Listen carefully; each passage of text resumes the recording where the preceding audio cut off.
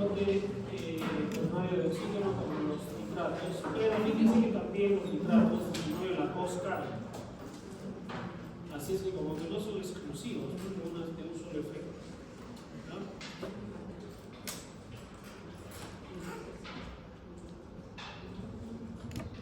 Nitratos. Como su nombre lo dice, tiene que ver con el óxido nítrico. Estos fármacos entonces son profármacos. Profármacos que van a donar ¿qué? Óxido nítrico. Se van a convertir en un medicamento que va a generar óxido nítrico a nivel sistémico. ¿Y qué hace el óxido nítrico? Produce que la arteria esté chiquita que la vasodilatación. Tiene una vasodilatación a nivel del músculo liso vascular.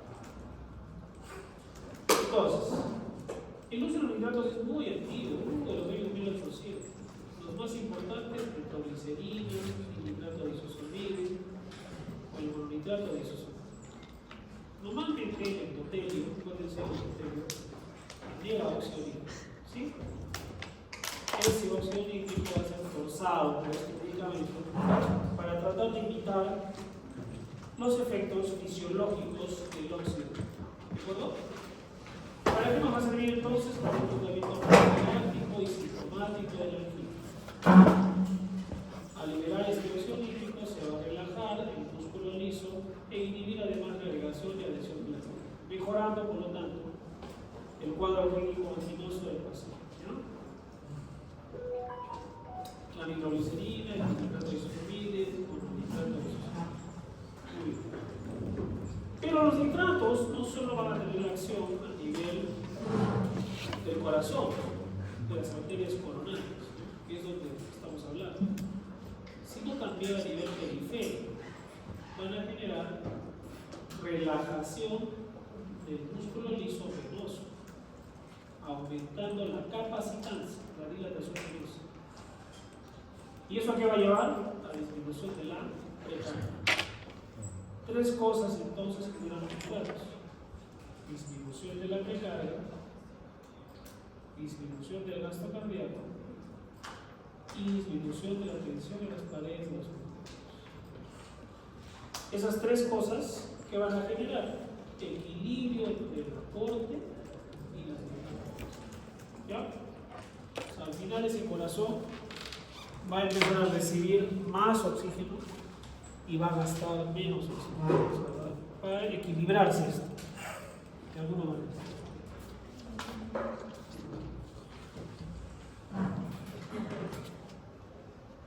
¿Me están siguiendo? Sí. Y aquí hay mucho que hablar, ¿no? Sobre todos esos tres efectos. Entonces, ¿cómo actúan los nitratos? A través de ser donantes de óxido, vasodilatación sistémica, venosa y coronaria, que son arterias. ¿De acuerdo?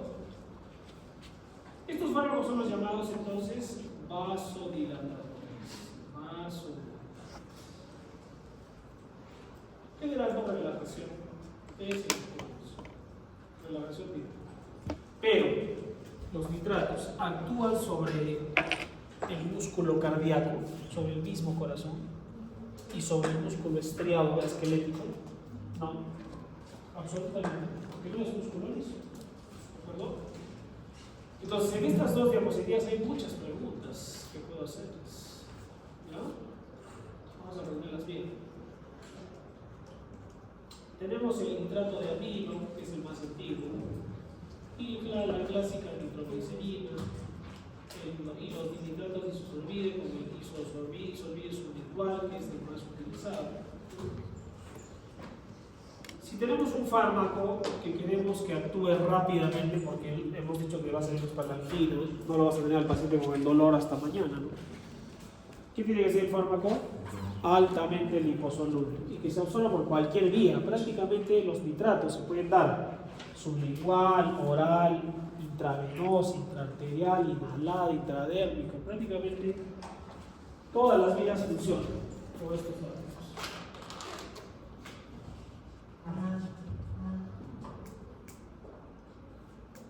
Por vía sublingual, su acción es más rápida. ¿Por qué? Porque evita el paso de Prácticamente tiene una biodisponibilidad del 100%. Por lo tanto, va a ser la elección en angina o infarto.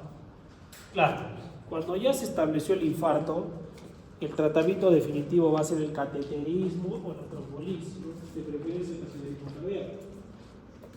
Y sus libros van a decir, no, los nitratos no sirven en el infarto. Bueno, es relativo. Porque los nitratos lo único que buscan que es mejorar los síntomas de dolor. No van más porque le es el nitrato, ya el infarto ya se curó. Una vida media corta, por lo tanto, porque merece acción rápida, se elimina por vía renal. Y tiene una biodisponibilidad del 100% cuando son administrados por vía sublingual. ¿Sí? ¿Me están siguiendo? Entonces, todo fármaco, acuérdense, todo fármaco tiene alguna característica en contra. Nosotros buscamos que todo fármaco sea económico, que sea barato, que sea eficaz, que funcione. ¿No?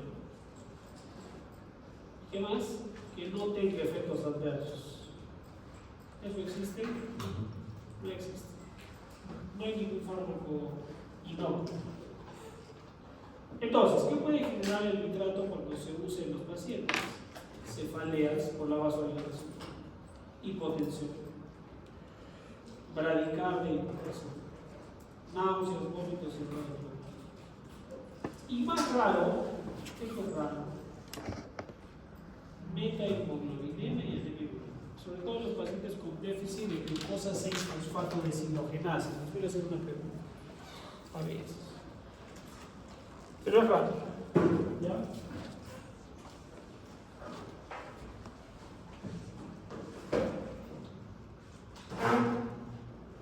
Siempre ustedes tienen que ver en medicina lo más frecuente. ¿Qué es lo más frecuente? Y lo más frecuente es en relación a la dosis.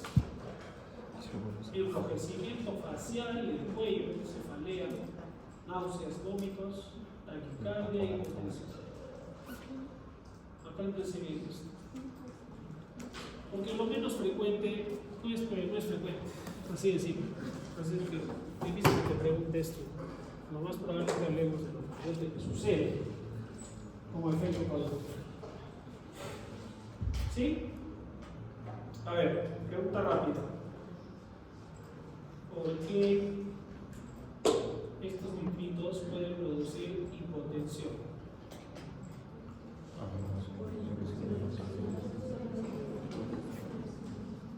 ¿Por qué? Porque producen vasodilatación. La vasodilatación disminuye la resistencia periférica y eso genera que la presión salga. ¿Sí? ¿Están de acuerdo?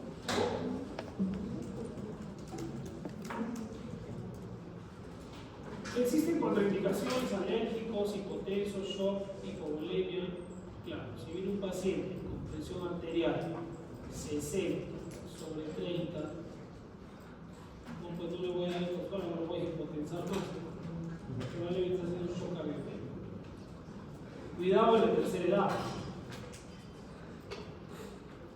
Hay un fármaco que también es donante de óxido nítrico, que es el sildenafil. ¿Se acuerdan que hablamos de eso? El Viagra. Entonces el Viagra no es un donante directo, sino indirecto, porque bloquea aquí encima la fosfodiesterasa. Entonces disminuye los niveles de GNP5 y no se produce óxido nítrico, o se produce óxido nítrico en cantidad, no se degrada el óxido, es que aumenta la concentración de óxido. Entonces, le darían a esto un paciente, imagínense, este paciente toma su nitroglicerina y además toma Viagra. Se puede morir. Y eso es lo que sucede cuando hay estos pequeños. Acá está, interacciones con los inhibidores de la 5-fosfodiesterasa convertida. Aumenta los niveles a nivel de los cuerpos cavernosos y oxígeno, tendrán como es vasodilatación. Cuidado con los otros vasodilatadores, diuréticos, alcohol, fenotiacinas. Sobre todo esto, el alcohol. Por eso se dice que, bueno, evidentemente un paciente cardíaco no debería beberlo. Es una mala combinación, más aún si está consumiendo este tipo de productos. Entonces, ¿quiénes intensifican su efecto hipotensor? El alcohol, los antihipertensivos, los opiáceos y cualquier que genere vasodilatación. ¿Sí? Vamos a intensificar su efecto. Estos fármacos producen tolerancia. ¿Qué significa tolerancia? Que a medida que se da, se va a necesitar cada vez más dosis, más dosis, más dosis.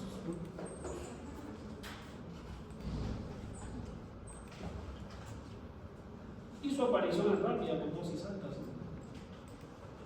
Mínima como sea con vías igual, porque con vías igual tampoco no es que se va a usar mucho tiempo, es más para la etapa aguda. Pero cuando se usa a largo plazo, más de 6 semanas, ya puede producir tolerancia. Y hay un cuadro que se llama el síndrome de supresión de nitratos orgánicos. No se debe suprimir bruscamente, sino en el lapso de 4 a 6 semanas. Lentamente. ¿Para qué? Para evitar el rebote. Y que si lo suspendes bruscamente, más bien las arterias pueden cerrarse y hasta producir un infarto. Y no por el ejercicio, sino por la supresión brusca de los nitratos. ¿Y por qué? El paciente está, como esto es una regla para la farmacología. El paciente recibe este medicamento, entonces el cuerpo dice, el cuerpo de esa persona, el cuerpo humano dice, ¿para qué produzco nitratos si ya los estoy recibiendo? ¿Me entienden? Y deja de producir. ¿Y qué pasa si lo suprimes? El cuerpo se queda sin nitratos orgánicos y las arterias se cierran. ¿Ya? Lo mismo pasa con los anticonvulsivantes, con las benzodiazepinas, con cualquier fármaco que genere un cambio permanente. El cuerpo dice, ya, ¿para qué produzco neurotransmisores inhibitorios? Y ya tengo, ya se paga todos los días. Lo mismo pasa con esto. Está claro eso, ¿no? Síndromes de supresión de nitratos. ¿Y cuáles son las indicaciones de los nitratos? Angina. La angina inestable, claro, pues ya hay un infarto, ya el tratamiento es el cateterismo, la trombolisis, insuficiencia cardíaca, infarto. ¿De acuerdo? Angina principal, estable e inestable de los nitratos. Por vía intravenosa puede disminuir la presión arterial, la hipertensión pulmonar, evidentemente la angina de pecho, como hemos dicho. ¿Ya? Entonces, ¿qué hacían los nitratos? 3 cosas. ¿Cuáles son? Disminuye la precardia. ¿Qué más? Disminuye el estrés de la pared ventricular, o sea, la presión a nivel del ventrículo, los ventrículos. Y 3, disminuye el gasto. Al final son ¿qué? Vasodilatadores. ¿De acuerdo? No está difícil, ¿no? Y si tiene un paciente varón de 65 años que está tomando nitratos por una angina crónica, ¿qué recomendación tiene que hacer?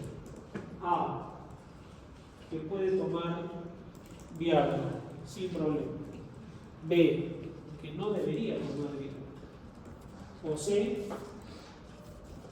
no le daría ninguna recomendación. ¿Cuál es la respuesta? ¿Por qué?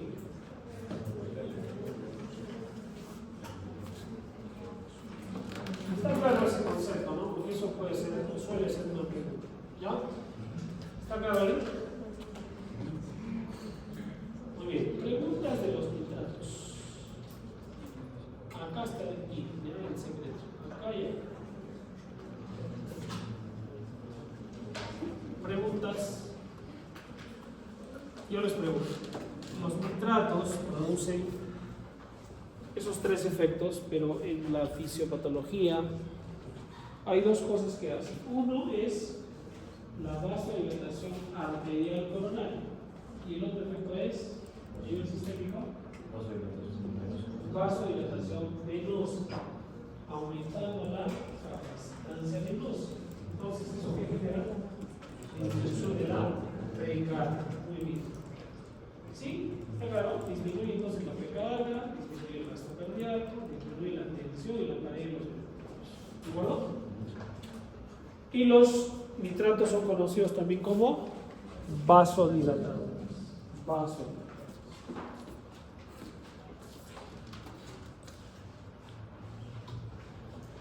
Efectos adversos, los más frecuentes.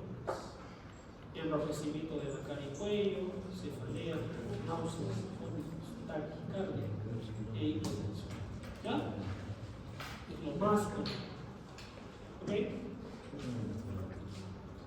¿Alguna duda de los nitratos?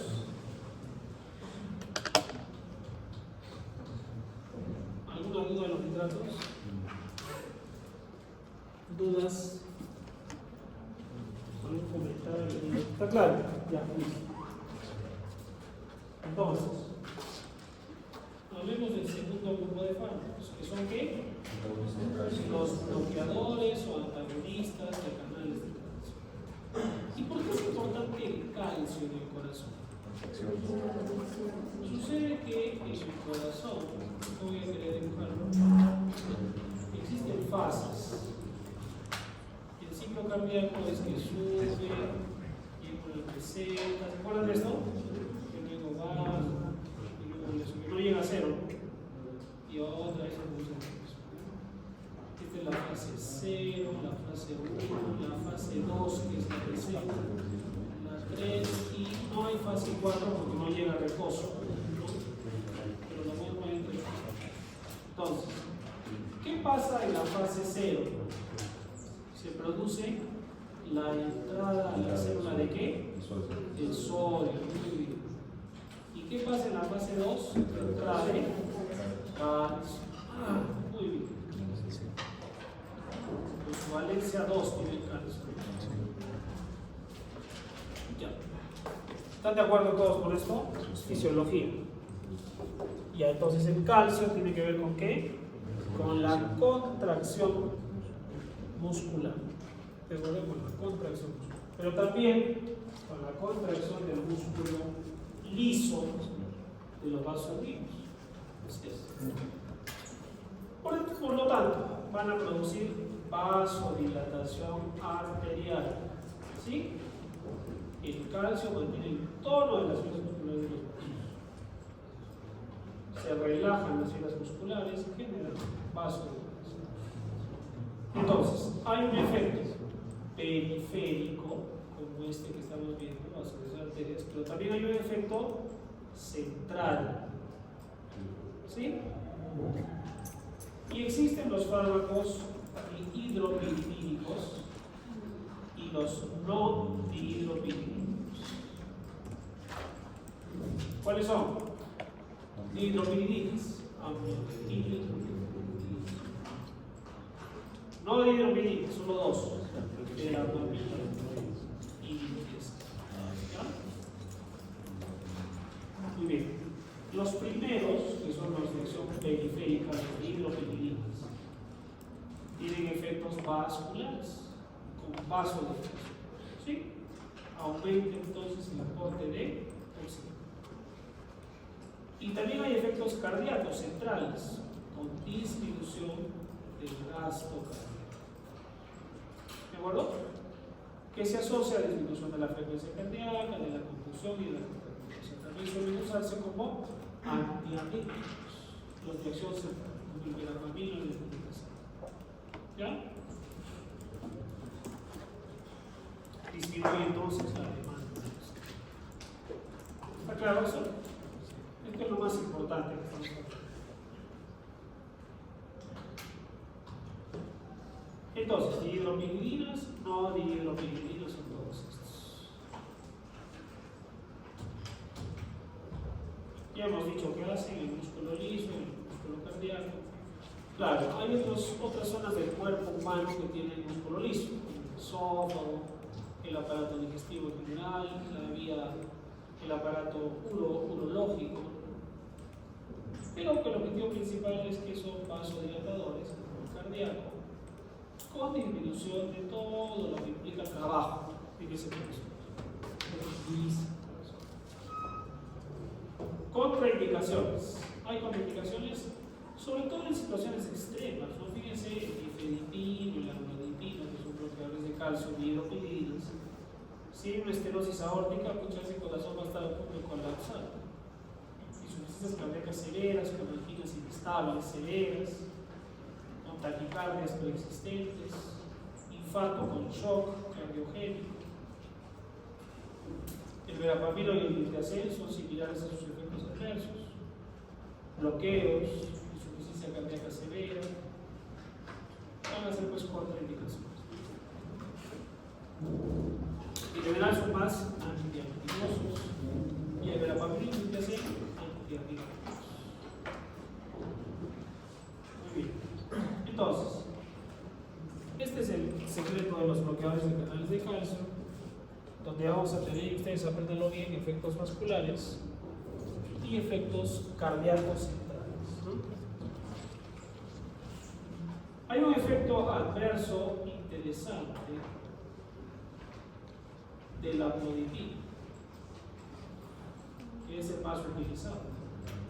El amlodipino tiene tabletas solo oral de 5 y de 10 minutos. ¿Qué suelen referir los pacientes? Que cuando lo toman en un porcentaje no bajo, un 20%, refieren edema. Les pregunto, ¿y por qué hacen edema? Por la vasodilatación. Por la vasodilatación. ¿Ya? ¿Sí? Que sale el plasma. Entonces, si un paciente le dice, doctor, se me hinchan las piernas, de repente no va a decir, seguro está más de los riñones. De repente toma amlodipino, que es la causa de su ¿va?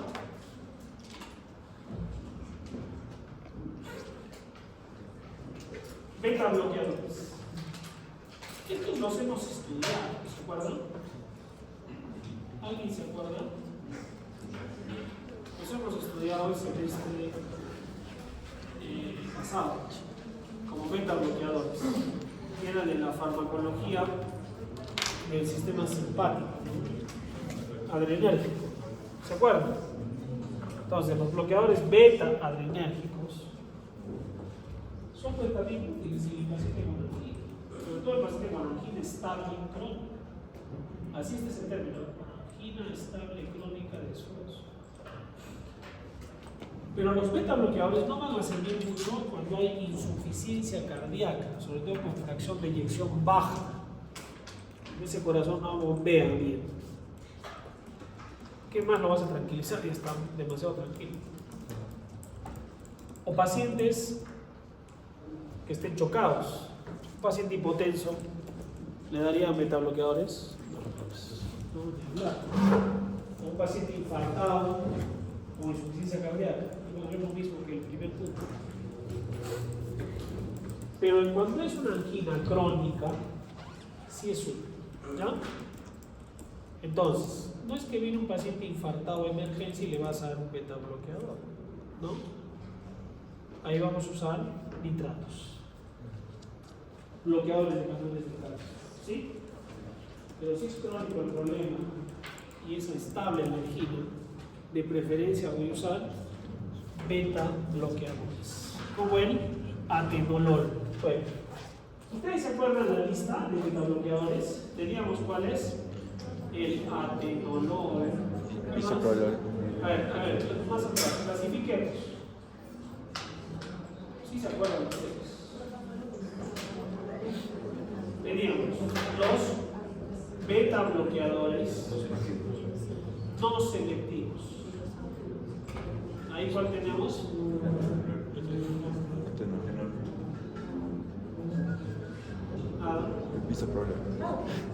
Propranolol. ¿Se acuerdan?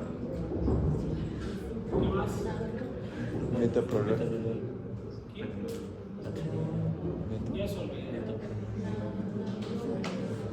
Me va a regresar de nuevo esto, ¿ah? Los selectivos, como el atenolol. Pero ahí había otros fármacos, ¿verdad? Estos son interesantes. El tebivolol. ¿Qué característica tiene el tebivolol? Que además de ser metabloqueador, produce óxido nítrico y tiene un efecto vasodilatador directo por producir óxido nítrico. Me van a revisar todos los nombres de los metabloqueadores.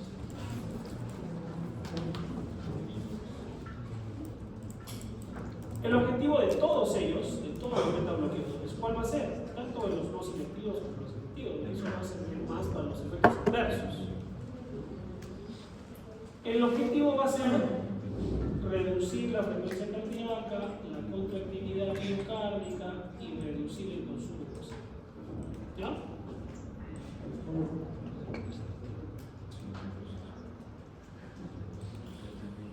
Entonces, fíjense, todo tiene que ver igual con el aporte y la de oxígeno. A nivel central, por bloquear receptores beta 1, disminuye el gasto cardíaco y la contractividad. ¿Sí? Pero si uno parece que está infartado, chocado, no vas a usar esto, pues te vas a matar. ¿Sí? No se va a olvidar eso. En cambio, a nivel periférico, puede producir secreción de óxido nítrico como el nebivolol y producir vasodilatación también, como el carvedilol y el nebivolol. Por lo tanto, el uso de los metabloqueadores va a depender de lo que quieras buscar, ¿no? Y del paciente. ¿Qué paciente es y qué forma? Con el objetivo de aumentar el aporte de oxígeno con este mecanismo, o a nivel central disminuir la demanda de oxígeno, bloqueando los receptores beta 1 que están en el corazón, disminuyendo la demanda. ¿Sí? ¿Sí?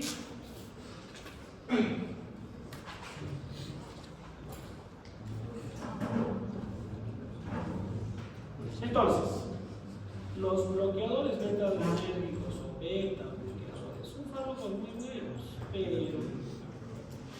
lamentablemente tienen efectos, por ejemplo, en el asma. Si tienes un paciente con asma, ¿podríamos usar un beta-bloqueador? Los selectivos cardíacos podría usarse, pero aún así puede haber un efecto beta, ¿no? Entonces hay que tener más cuidado. Usar otro más, como los nitratos que hemos dicho. Cuidado con eso, cuidado con los pacientes con EPOC. Cuidado con los pacientes con insuficiencia cardíaca, sobre todo jóvenes, por los efectos adversos que tienen. Entonces, fíjense, todos los fármacos antianginosos que hemos visto hasta el momento, los beta-bloqueadores, tienen sus efectos colaterales. Fíjense, beta-bloqueadores y broncoespasmo, nitratos con hipotensión, ¿sí? Beta-bloqueadores y beta-nitratos. ¿No? Entonces, yo les digo, paciente, mujer de 60 años que ingresa por emergencia con frecuencia cardíaca en 50 y presión arterial 80-40 milímetros de mercurio. ¿Cuál de los siguientes fármacos no debe administrar usted? A. Oxígeno. B. Una vía y un cloruro de sodio. C. Beta-bloqueadores. ¿Por qué? Porque los beta-bloqueadores tengan más bradicardia, más impotencia, ¿no?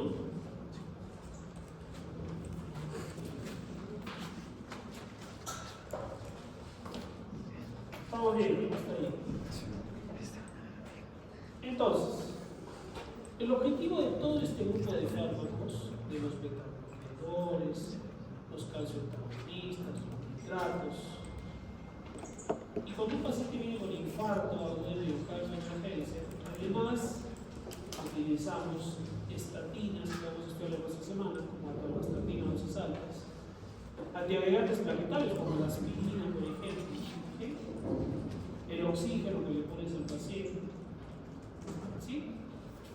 Todo todos ellos tienen como objetivo aliviar la sintomatología, prevenir la isquemia que empeore, ¿no? Mejorar la calidad de vida y disminuir los riesgos de infarto y muerte cardíaca. Obviamente, todo esto tenemos que sumarle ¿qué? ¿Qué tenemos que sumarle? Cambio de estilo de vida. ¿De qué sirve que ustedes tienen el mejor medicamento si cualquier siguen comiendo lo que sea, no hace ejercicio, está sedentario, todos los días toman su chipapa con Coca-Cola? ¿Se dan cuenta? Entonces, el cambio de estilo de vida, el ejercicio, el caminar, ¿no? El comer mejor, más verduras, menos grasas, trans sobre todo. Yo tenía un paciente que le dio un infarto, no le hablaron, no sé por qué, no, el paciente dice que no le dijeron. Yo lo más seguro. ¿Y sabe cuál era su desayuno? Y yo dije, pues seguro está desayunando, o sea, alimentándose mejor, ¿no? Y yo, ¿qué desayunas? Pero después de tiempo, no habíamos hablado de eso, había salido de alta y otros sí. Todos los días desayunaba 2 panes con mantequilla, café. Ese era su desayuno. Así había estado un año. La mantequilla es una grasa trans, saturada, igual que la margarina, la dorina, todas son ricas, ¿no? Pero esa va directo al corazón. Pucha, le toma un perfil lipídico, te dio el colesterol en 500, los triglicéridos en 450. Quería que le dio un infarto al paciente. Y ya se asustó, ya dejó la mantequilla. Bien. En el resumen que yo les he dado, ¿han visto el resumen? ¿Han leído el PDF?